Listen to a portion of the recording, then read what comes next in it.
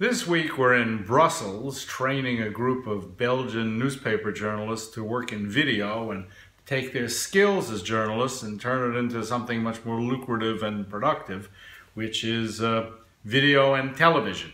We've been working here in Belgium for actually 13 years now, running these kind of conversions and taking newspapers and newspaper groups into the world of both online video and cable television, and it's proven very successful for them and certainly for us. What makes this particularly interesting to me and somewhat unusual is that when we started working with Belgian newspaper journalists 13 years ago, we used small cameras, and that was kind of revolutionary, but it meant everybody had to get a camera and everybody had to get an edit system and stuff like that.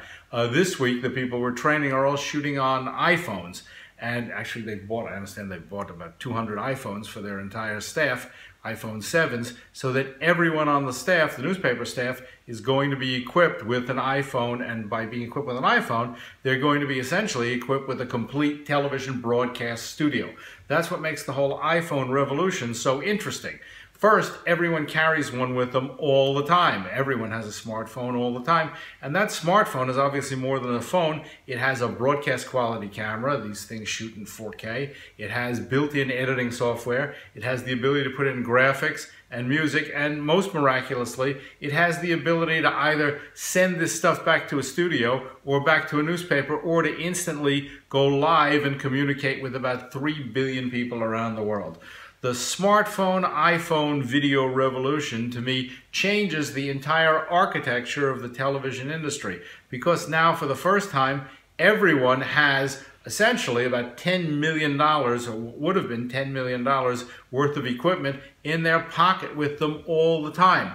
This is a remarkable transformation. It means that every single journalist, which is what we're dealing with here, can now be producing broadcast quality television content or streaming live from any news site instantly and for free and with a minimal amount of training. Minimal in that we're running one of our typical 4-day video training boot camps here for the newspaper journalists, but we can run these things for anybody.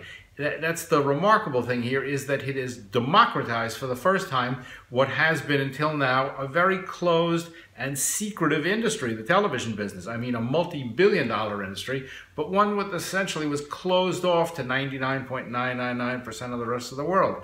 That is no longer the case. Now, anyone with a smartphone or an iPhone can not only shoot their own stuff, edit their own stuff, produce their own stuff, whatever that content is, whether it's news or entertainment or fiction or movies or whatever you want to do, but you can also now broadcast it to the entire world, which means effectively you have the ability, as remarkable as this may seem, to start your own television network right here just using this remarkable tool. This may seem radical and revolutionary, but let's remember what happened to computers 30 years ago in the advent of Bill Gates and the beginning of microprocessors.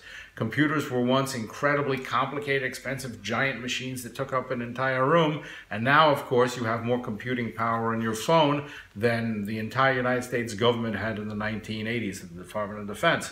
So this is a revolution driven really by technology. The trick here is to understand what the technology offers you and to leverage off of it, and that's part of what we're doing here. We're exposing these newspapers to the vast potential they have to be broadcasters in the television business. But effectively, this is possible for anyone to do, and certainly something we urge everyone to do. And that's some of the things we're going to be addressing here at thevj.com and here in Brussels. So, talk to you later.